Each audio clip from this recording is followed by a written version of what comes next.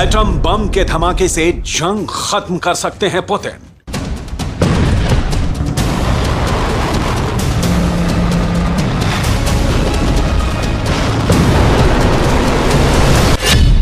Putin के पास युद्ध का टाइम नहीं बचा है।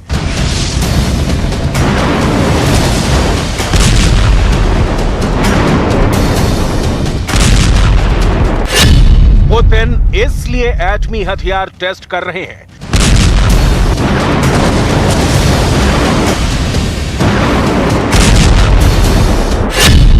अब सिर्फ परमाणु बम पुतिन को बचा पाएगा।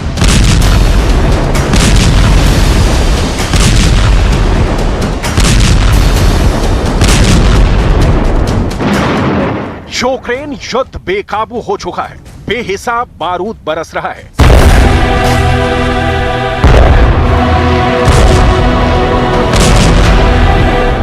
कलेजा कपाने वाली तबाही मच रही है।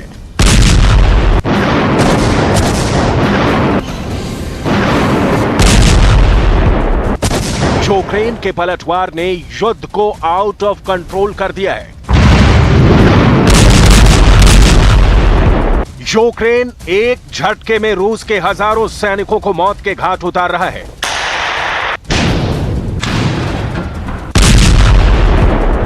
रूस के हथियारों के चीथड़े उड़ रहे हैं।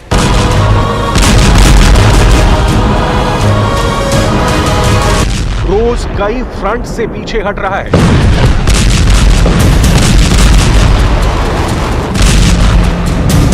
वॉर जोन में मिल रहे रूस को झटके दुनिया को बड़ी अनहोनी की तरफ ले जा रहे हैं, क्योंकि रूस का युद्ध में कब सब्र जवाब दे जाएगा, इसकी अब कोई गारंटी नहीं रह गई है।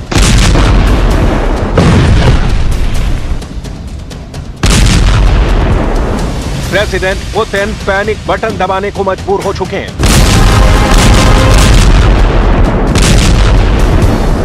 क्योंकि पश्चिमी देशों ने अब यूक्रेन को अजेय बनाने वाले हथियारों की सप्लाई शुरू कर दी है।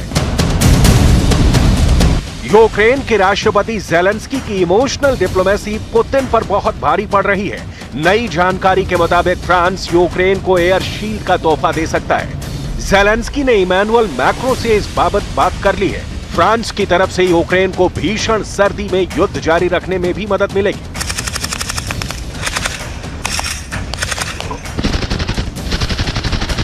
Говорив з президентом Франції Еммануелем Макроном, подякував йому за вже надану підтримку та поінформував про наші нагальні потреби, передусім в обороні.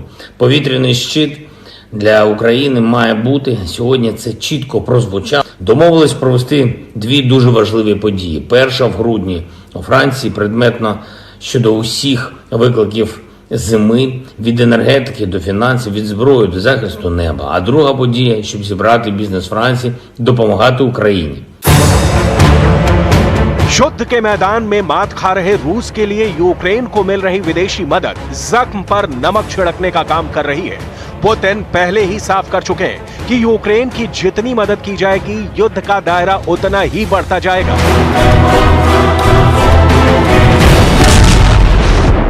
यूक्रेन के साथ पुतिन उन मुल्कों को भी सबक सिखाएंगे जो यूक्रेन को हथियारों की सप्लाई कर रहे हैं। अमेरिका के बाद यूक्रेन को सबसे ज्यादा यूरोपीय देशों से मिल रही है।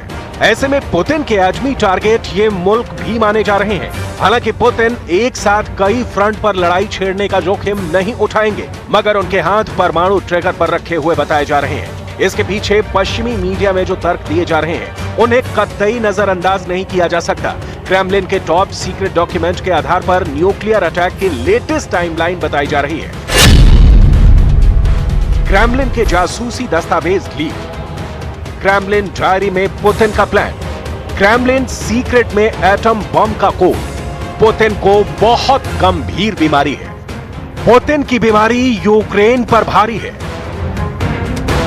दस्तावेज हैं, तस्वीरें हैं, पुतिन के कई वीडियो हैं, पुतिन की चाल ढाल और युद्ध शुरू होने से अब तक पुतिन के बीते हर दिन का हाल, पुतिन की सेहत से जुड़े हर पहलू पर बारीकी से नजर रखने के बाद यह नतीजा निकाला गया है कि पुतिन के पास बहुत कम वक्त बचा है। पुतिन बहुत जल्द इस युद्ध का द एंड करने के मूड में आ चुके हैं। क्योंकि अगर उन्होंने ज्यादा देर की तो मुमकिन है कि पुतिन रहें या ना रहें, ये युद्ध जारी रहेगा।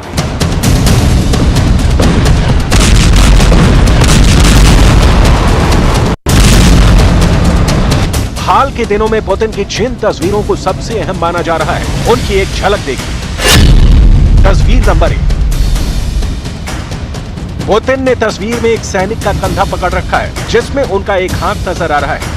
इस हाथ पर एक निशान साफ दिख रहा है। इस निशान ने पुतिन की बीमारी के रहस्यों से पर्दा उठाया है। पश्चिमी मीडिया में दावा किया गया है कि पुतिन को पार्किंसंस और कैंसर है। तस्वीर नंबर 2। इस तस्वीर में पुतिन फ्रेम में अकेले दिख रहे हैं। उनके सामने दिख रहे माइक के करीब हैं, लेकिन उनके हाथ की उभरी नसें यहां भी साफ देखी जा सकती हैं। तस्वीर नंबर 3। रूस के रक्षा मंत्री से मुलाकात की इस तस्वीर की भी खूब चर्चा हुई थी, जिसमें पुतिन सर्गेई शोइगु से मुलाकात के दौरान टेबल को पकड़कर बैठे थे। तब मुलाकात के दौरान पुतिन के हाथ कांपने के दावे तक किए गए थे। तस्वीर नंबर 4। पुतिन की तेहरान यात्रा के दौरान इन तस्वीरों को उनकी खराब सेहत का सबूत बताया गया था, जिसमें प्लेन से उतरते हुए पुतिन लड़खड़ा गए थे। माचो मैन पुतिन का कभी टेबल का सहारा लेना, कभी कुर्सी का पांव पकड़कर बैठे रहना, कभी पैरों के हिलाते रहने को उनकी बिगड़ी तबीयत से जोड़ा गया। पश्चिमी मीडिया के मुताबिक पुतिन को जिन गंभीर बीमारियों का रोगी बताया गया है, वो सब सच साबित हुआ है। पुतिन की जानलेवा बीमारियों की लिस्ट में कैंसर जैसा किलर भी है। इसकी तस्दीक क्रेमलिन से लीक हुए ईमेल से हुई है।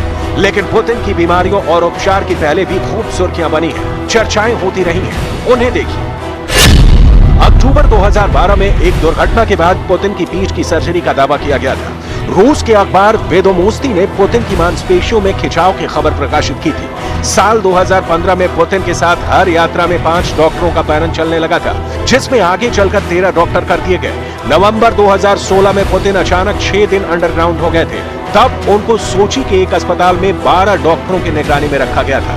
मई 2017 में पुतिन आइस हॉकी के एक मैच में गंभीर रूप से चोटिल हो गए थे। अगस्त 2017 में पुतिन के साथ सर्जन येवगेनी सेलियानो को देखा गया, जिसके बाद पुतिन की थायराइड समस्या उजागर हुई थी। सर्जन येवगेनी सेलियानो के बारे में बताया गया कि कैंसर स्पेशलिस्ट येवगेनी ने 35 बार पुतिन के कैंसर की जांच की।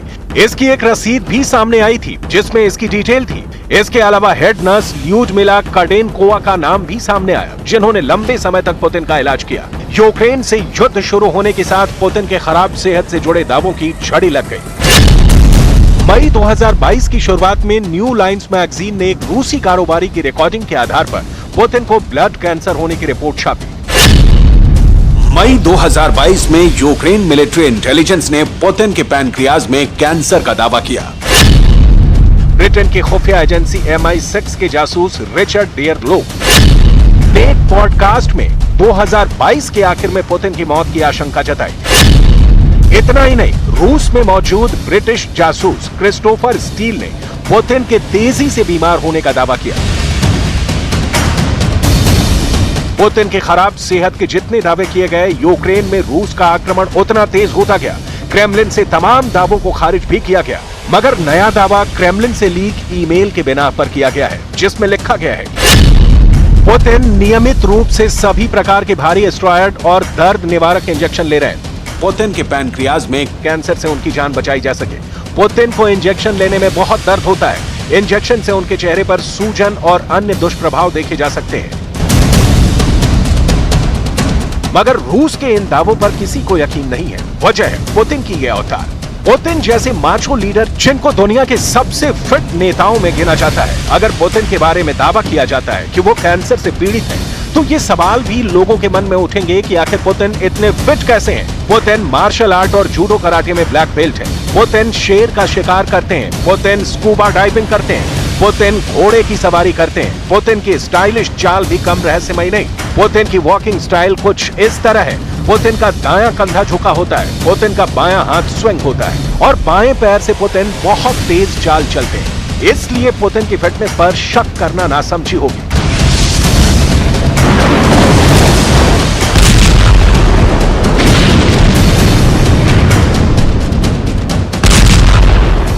जहां तक सवाल पुतिन के एटमी अटैक का है, तो इसकी भविष्यवाणी कोई नहीं कर सकता कि वो कब क्या करेंगे। बस इतना साफ है कि युद्ध में हार करीब देख पुतिन एटम बम का ट्रिगर दबाने से पीछे नहीं हटेंगे।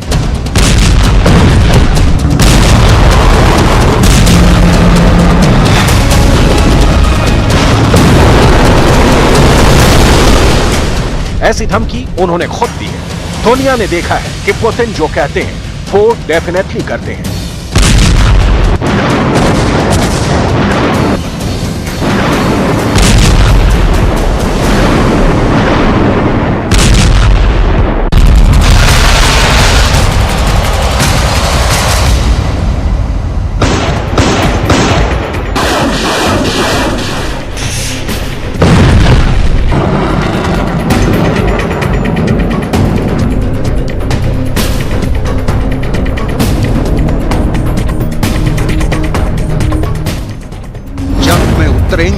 कातिल हसीनाएं।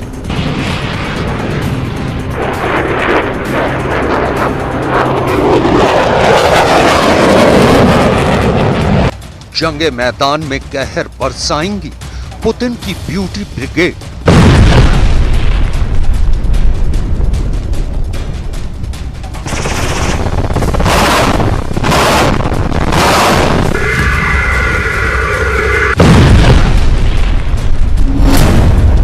यूक्रेन को तबाह करेंगी रूस की परमाणु परियां।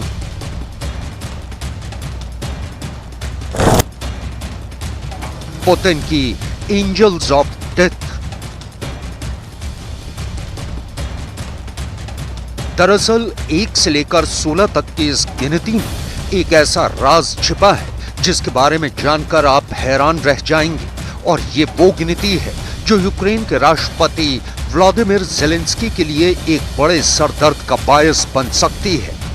इससे पहले हम आपको रूस के राष्ट्रपति व्लादिमीर पुतिन के इस नए दांव से वाकिफ कराएं, उससे पहले इन तस्वीरों को गौर से देखिएगा।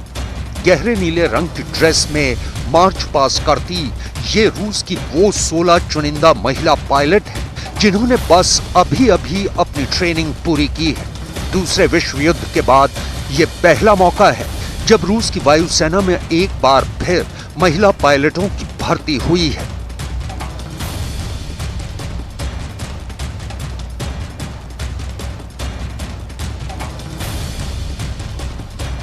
इन महिला पायलट्स का चयन साल 2017 में 400 पुरुष पायलटों के बैच में हुआ था और करीब 5 साल की कड़ी मेहनत के बाद आज ये रूस के हर उस फाइटर जेट को उड़ाने की महारत रखती हैं जो रूस की वायुसेना के जखीरे में शामिल है।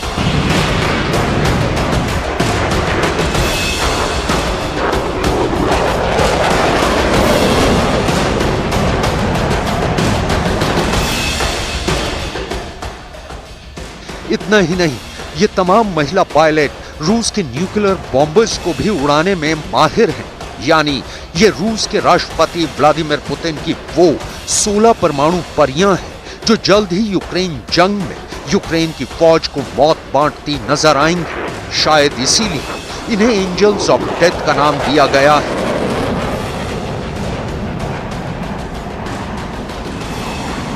इन सभी महिला पायलट्स ने रूस के सिरोव हायर मिलिट्री एविएशन स्कूल से अपना कोर्स पूरा किया है और इनकी पासिंग आउट परेड यूक्रेन की सरहद के करीब रूस के शहर क्रास्नोदार में हुई।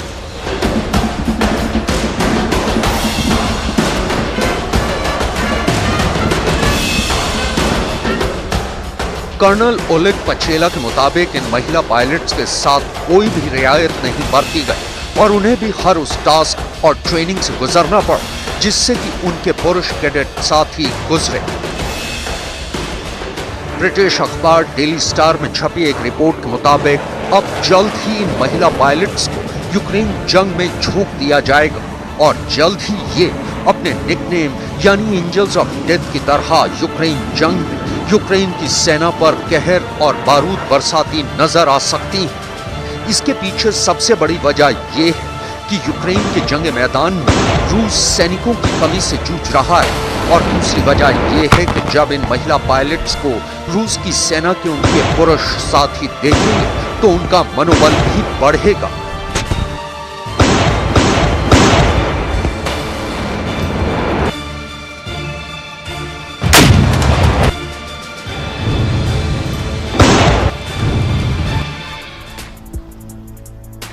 ये पहला मौका नहीं है जब महिलाओं को रूस की वायुसेना में शामिल किया गया है। दरअसल दूसरे विश्व युद्ध के दौरान पहली बार सोवियत रूस वायुसेना में महिला पायलट्स को शामिल किया गया था। उस दौर में सोवियत रूस के तत्कालीन राष्ट्रपति जोसेफ स्टालिन ने इसकी मंजूरी दी थी और दूसरा विश्व युद्ध खत्म होने तक सोवियत रूस की वायुसेना में 23 ऐसी महिला पायलट शामिल थी जो नेशनल हीरो बन चुकी थी। जर्मनी की नाजी आर्मी ने सोवियत रूस की इन महिला पायलट्स को नाइट विचेस का नाम दिया था। दरअसल ये तमाम महिला पायलट सोवियत रूस की वायुसेना की 588वीं नाइट बॉम्बर रेजिमेंट का हिस्सा थी। बाद में इस रेजिमेंट का नाम बदलकर 46 तमन गार्ड्स बॉम्बर रेजिमेंट रख दिया गया था। मारिना रस्कोवा ने सोवियत रूस की पहली महिला बॉम्बर रेजिमेंट की बुनियाद रखी थी। इसके साथ ही रूस दुनिया का वो पहला देश बना था जिसने जंग में महिलाओं को बतौर पायलट जर्मन फौज के खिलाफ लड़ने की इजाजत दी थी। दूसरे विश्व युद्ध में नाइट विचेस रेजिमेंट के नाम बहादुरी और शहादत के कई शानदार कारनामे दर्ज हैं। नाइट विचेस रेजिमेंट में 261 महिलाएं शामिल थी। नाइट विचेस रेजिमेंट को जर्मन सेना पर बमबारी का जिम्मा दिया गया था। इस रेजिमेंट की महिलाएं प्लाईवुड और कैनवास से बने पॉलीकॉर्पोव U-2 प्लेन उड़ाती थी। दूसरे विश्व युद्ध के दौरान इस रेजिमेंट की महिला पायलटों ने 23,000 सॉर्टीज भरी। इस रेजिमेंट की महिला पायलटों ने 3,000 टन के बम जर्मन सेना पर गिराए। इस रेजिमेंट की कई महिला पायलटों ने 800 से ज्यादा मिशन को अंजाम दिया। दूसरे विश्व युद्ध के दौरान इस रेजिमेंट की 32 महिला पायलट शहीद भी हुई। इस रेजिमेंट की 23 महिला पायलटों को हीरो ऑफ द सोवियत रूस के खिताब से भी नवाजा गया था। एक आंकड़े के मुताबिक रूस की सेना में इस वक्त 41,000 महिला कर्मी हैं, जो कि रूस की सेना का महज 4.26% है। रूस में पुतिन राज की शुरुआत के वक्त करीब 1 लाख महिला कर्मी थी, लेकिन महज एक दशक यानी साल 2000 तक इनकी तादाद घटकर 90,000 पहुंच गई थी। 2011 में रूस की सेना में सिर्फ 45,000 महिलाएं ही काम कर रही थी और 2010 से 2020 के बीच ये आंकड़ा 35 से 45,000 के बीच झूलता रहा। लेकिन अब एक बार फिर रूस की सेना में महिलाओं को काम करने के लिए प्रोत्साहित किया जा रहा है। सिर्फ भर्ती ही नहीं बल्कि यूक्रेन जंग में भी रूस की सेना में कई महिलाएं वॉर जोन में यूक्रेन की फौज के खिलाफ जंग लड़ रही हैं।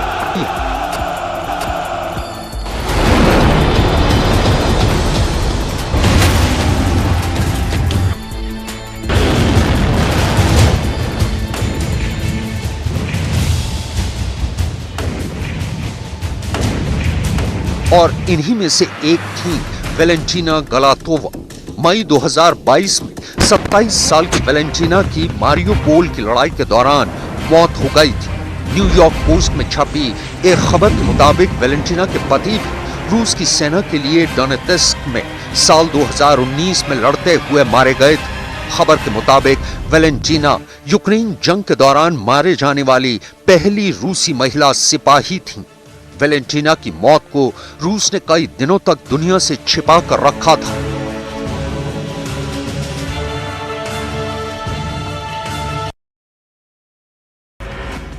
आरक्षण को लेकर